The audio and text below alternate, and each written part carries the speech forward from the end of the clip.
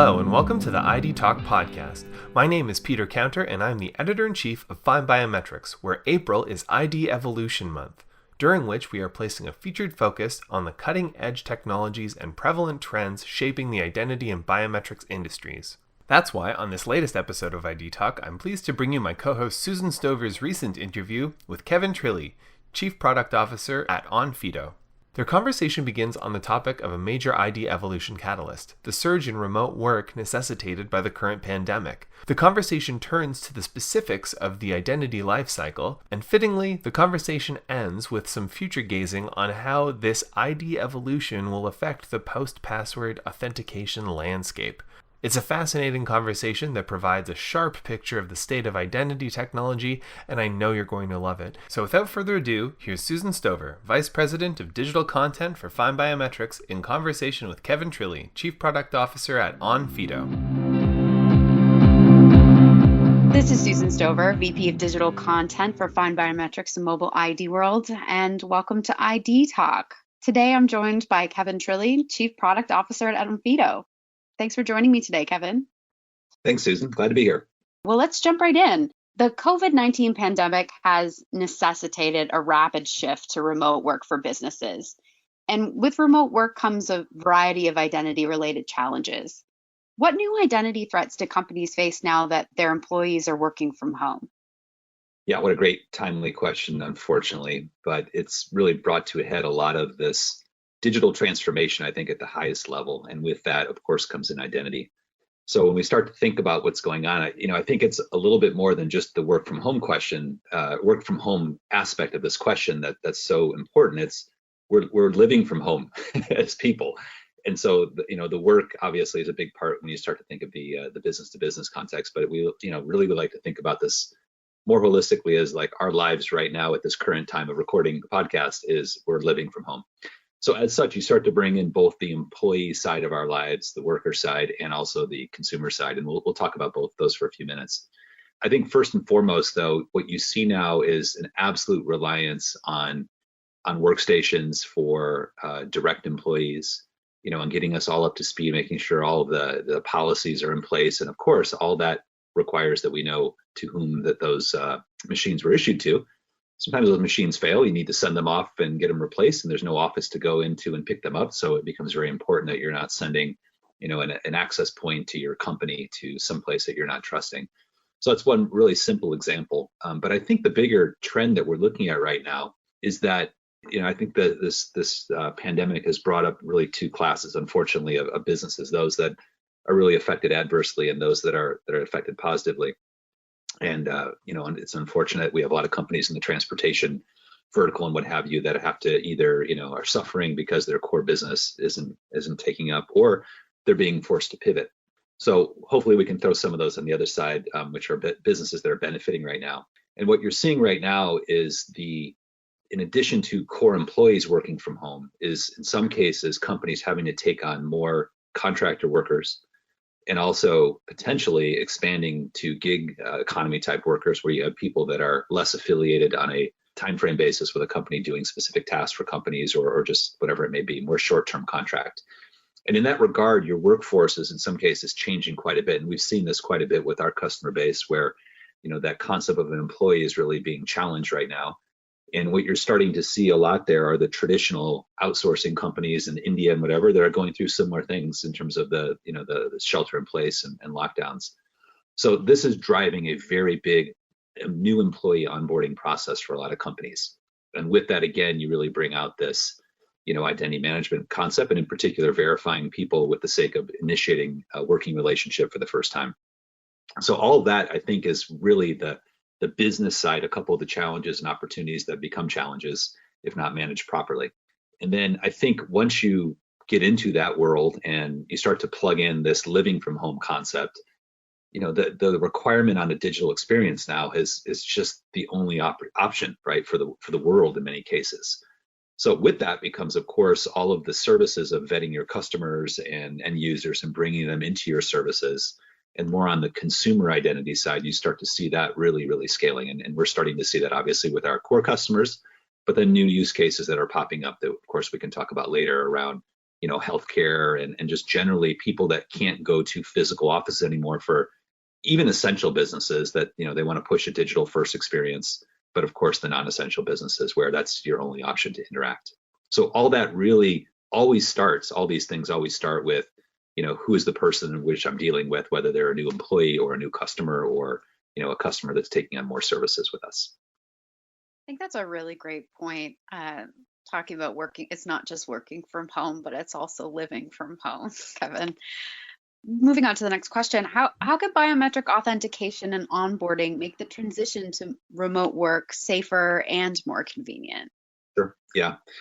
This is the next step of that question, right? So the first and foremost part, I think, is that as you look at more people working remote, more people working in a digital context first, the existing threat vectors that go on with, network-based attacks and what have you, really become even more amplified because you've got more people using those services and potentially loopholes of all of our, out-of-date machines or, our Wi-Fi signals are not as controlled as they would be. Maybe some users are VPNing, some are not. All that really just increases the risk profile. At the same point, I think that what you're seeing within companies is that the risk profile or the risk tolerance of that profile is starting to increase a little bit, where companies need to take on a little bit more risk to enable this to happen, maybe just in the short term before they can get caught up and really fortify some of those things. So I think what you get there is really that you've got to use the concept of identity to protect this what we like to say the front door or the coming back in the back door over and over, whether it be the account creation or access creation step or just the authentication of that coming back to it over and over.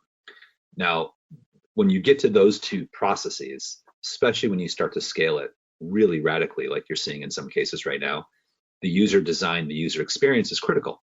And so you have to really think about, you can't drive now a bunch of customer service problems because your users can't get into your service quickly, or they're losing, if they weren't using biometric, they're losing their passwords a lot, or trying to figure out VPN authentication and, floundering through the one-time password a bunch of times.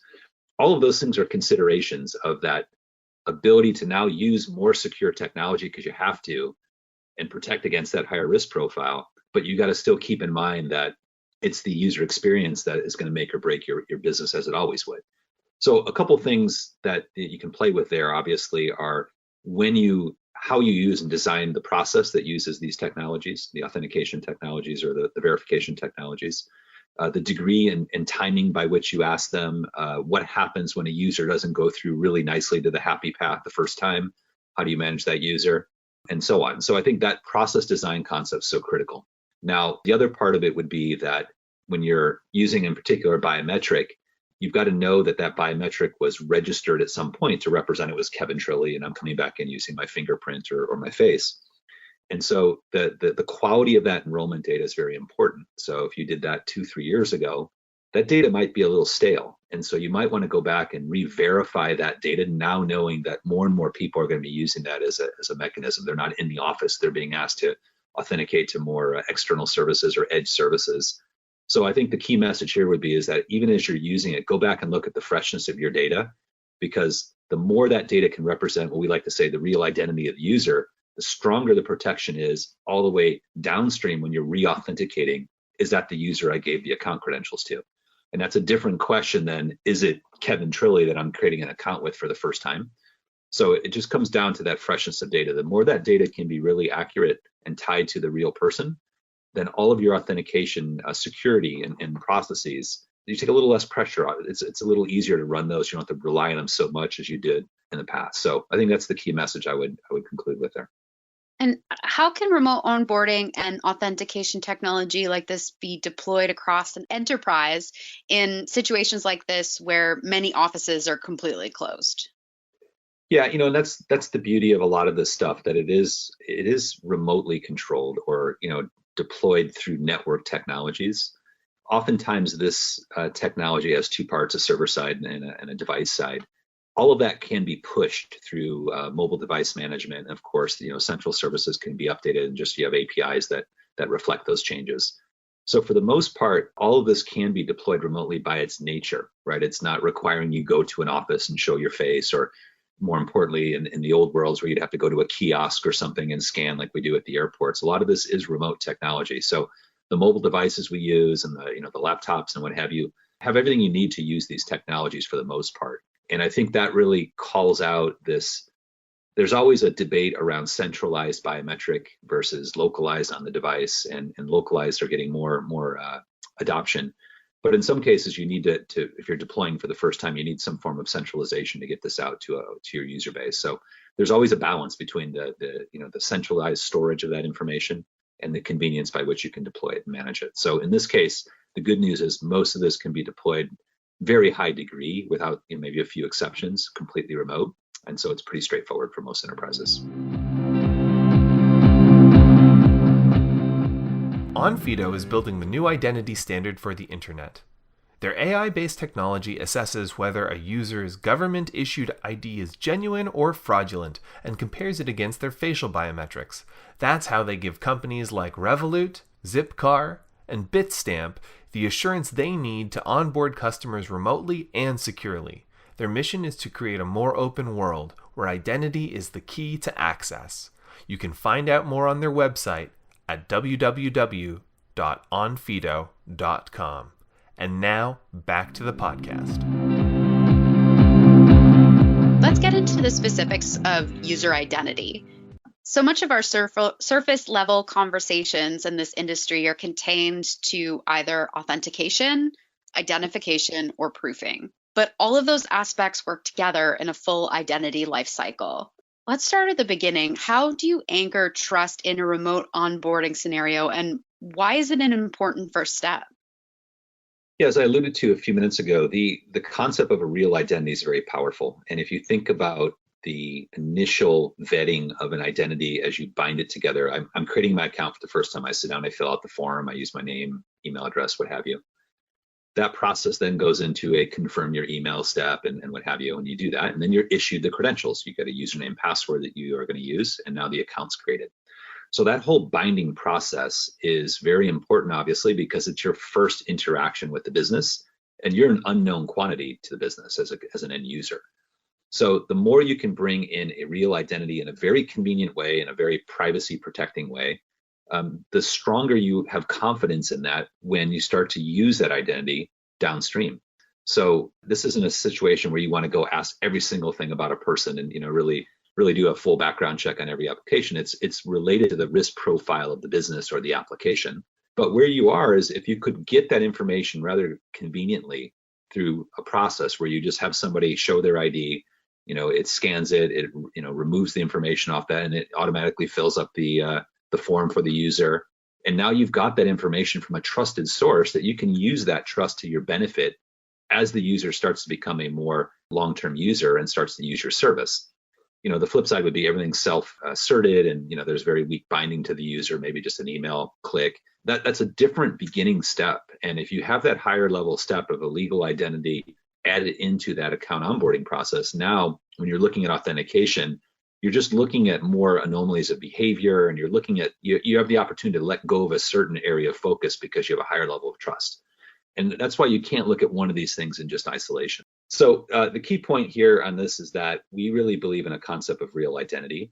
And the stronger that you have a verified identity at the point of creating an account, the more it allows you to focus less on the risk profile of the user when they're coming back to use the service over and over in authentication and transactional use of the service. So for example, when I'm creating an account for the first time, I fill out a form and I look for all the email binding and what have you, and it's all self-asserted information. If instead I can provide a driver's license or something and extract that information digitally, have that pre-populate the form for me, I've now got the same information, but we know it comes from a more trusted source. And as such, we've brought a higher level of assurance to that account right at the very beginning. So now my requirements for doing a lot of the security checks at authentication each time, or really the heavy transactional monitoring, are diminished, anywhere from slightly to significantly based on the risk profile of what the application is.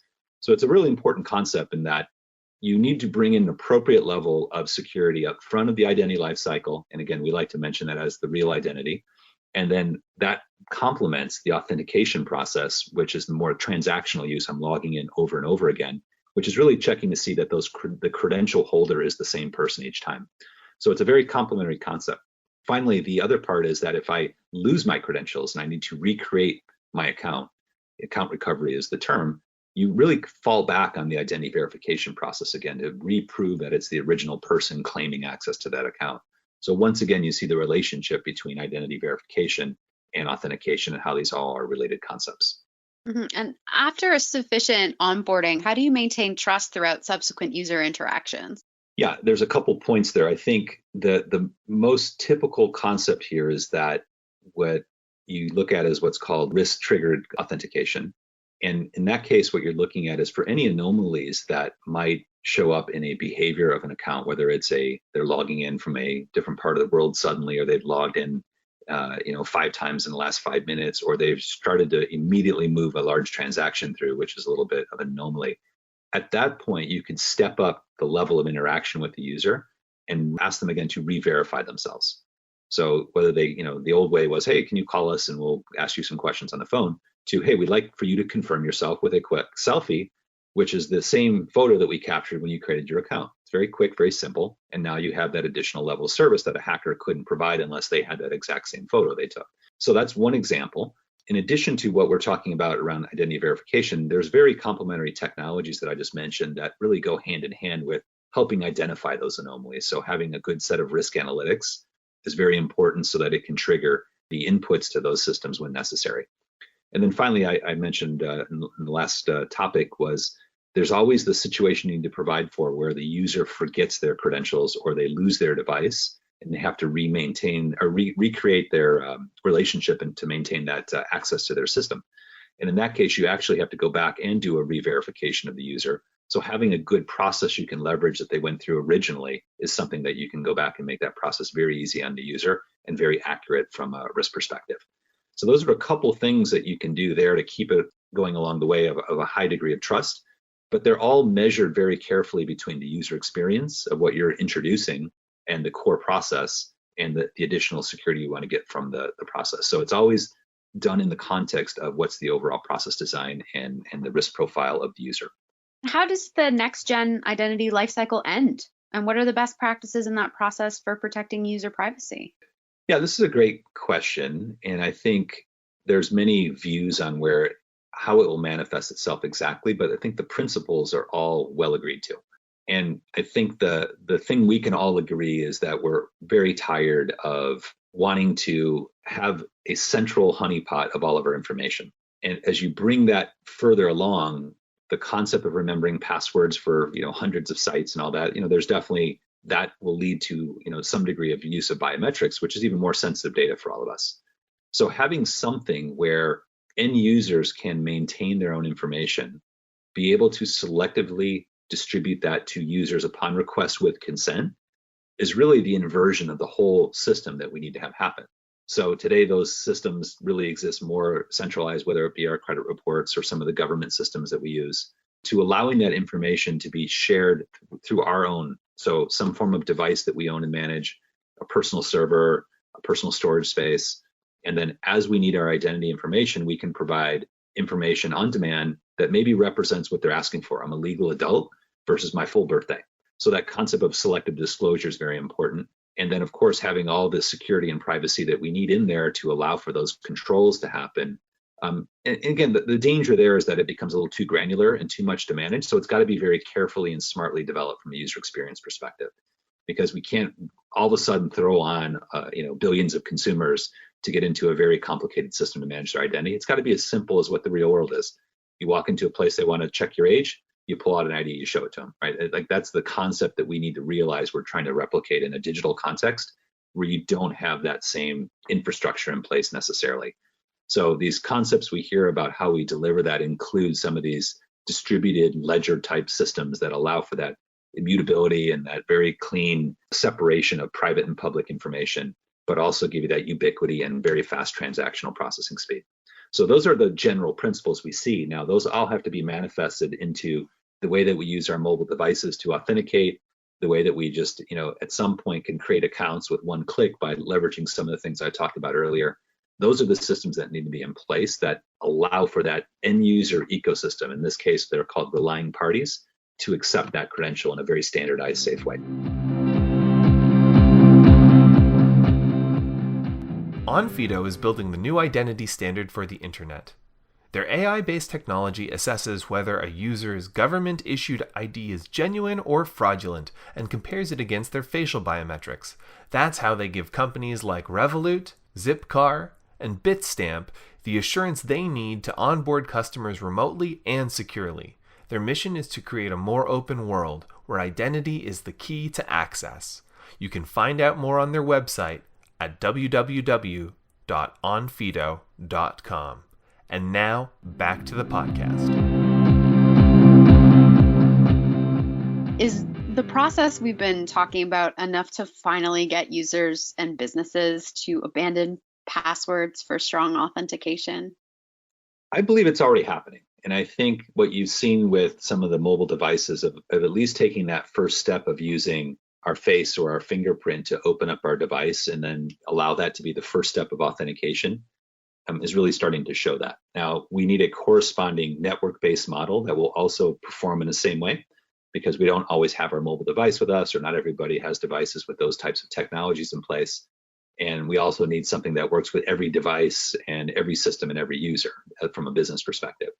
So I think we're well down the path. We're all warming up to the use of our biometric as convenience. And I think that's such the key part of this on the user side. The business side, there's been lots of long established models of the cost of people forgetting, their authentication credentials and having to call the cost center. So all that, I think the business side, it's there. The user side's really the big one. And again, if you bring users convenience and then hopefully as a result of that convenience, more access, they're willing to make that trade. And I think that's happening already through, again, some of these steps we're taking. So I would agree that we're close. There's still a couple big building blocks that need to be put in place. What challenges still remain when it comes to moving beyond the password? I think what you get to is a system has to work ubiquitously. A username password system is so easy to implement. If you have technology that only works for part of your customer base, you can't deploy it as your only method. You'll fall back on the password. Even the Face IDs and those things fall back on a password. So for it to work, it's got to be ubiquitous. You've got to have a recovery system in place where you lose that credential that's stored on the device. You've got to get a way that you can still get back to that and recreate it. It's a very important part. The third area, I think, is if you get into a system that leverages technology, you don't want to have to use that technology and train yourself every time you use it at another site. So having some degree of portability of those credentials that are created have to be in place. Just like we can use our driver's license or our passport in many, many places, you really need to have that concept. The password's very easy to use, right? And it gets me into an account. And so, in that regard, it's more of just storage of many different types of combinations of those things. As we get to something that moves beyond the password, you need to really have that convenience part in place, the security in place, and then the ability to use that very conveniently at multiple places. And I'd say those are the 3 or 4 areas that are all kind of moving forward in development. What are the next steps businesses and relying parties need to take to do their part in moving to more trustworthy security? I think with any technology cycle, you have early adopters, you have folks that are willing to take advantage of a new technology or market and use it to an advantage, get some name recognition as an innovator, that kind of thing.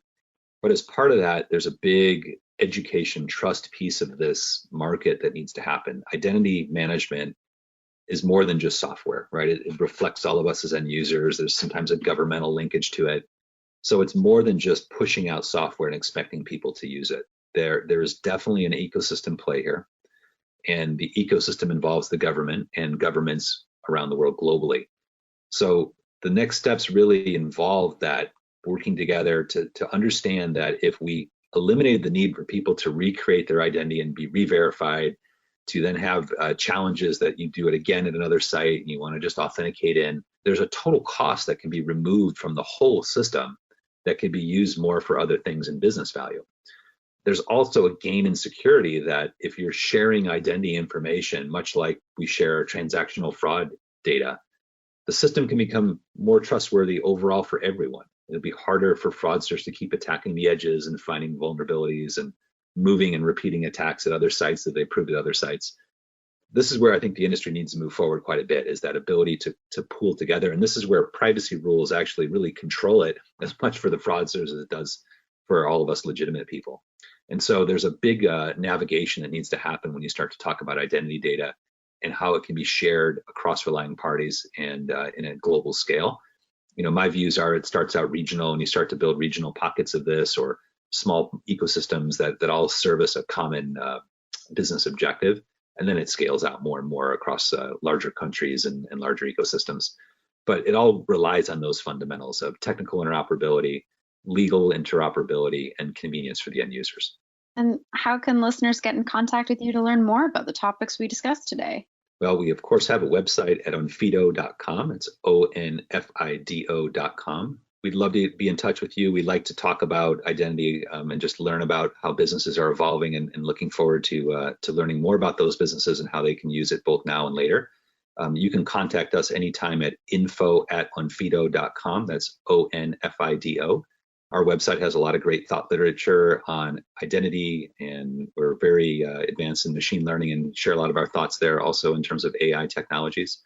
So we'd love to have you come by and visit, and always up for a conversation. And so concludes Susan Stover's conversation with Kevin Trilli, Chief Product Officer at Onfido. To learn more about the topics discussed in this episode, visit onfido.com. I would like to take this opportunity to thank Kevin for joining us on ID Talk, and thank you to Susan Stover for conducting the interview. Our podcast theme music is by Logomrad. I have been your host, Peter Counter. Thank you for listening to the ID Talk podcast.